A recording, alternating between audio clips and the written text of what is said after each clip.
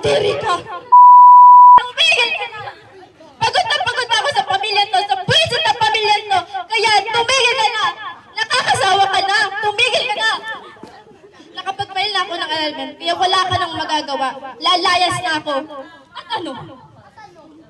Kasama ka sa babae? Wala ka na ba nakakahiyan?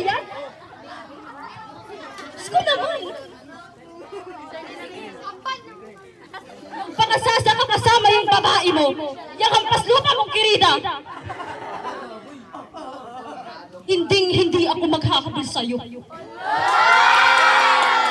Papa, totoo ba? Papa naman, bitawan mo kami!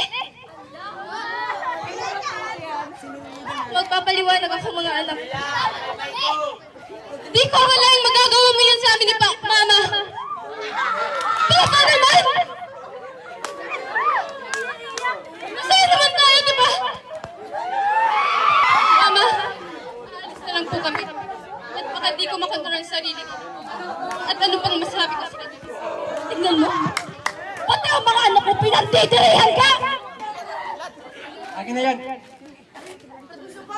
Akin na yan! Sinasabi yan eh! Bitawan niyo ako!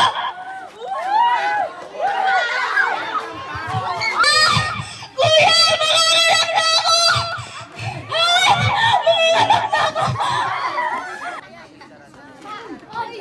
What the hell? Kailan pa?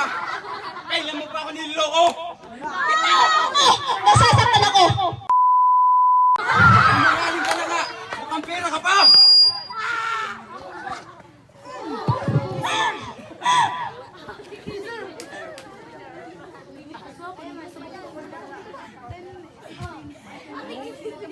Ang tibay ng lobo, ipamukha sa akin na akin ang batang yan!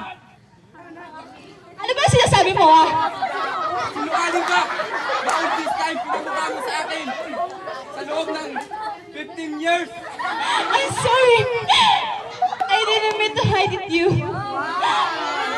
Noon this time, nagmukha mo akong tanga! I'm sorry!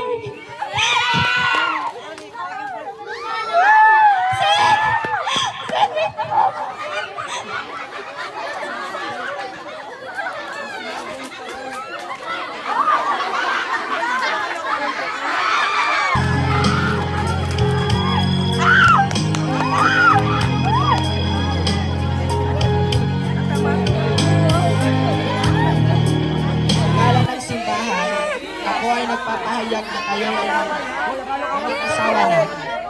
You may now kiss the bride.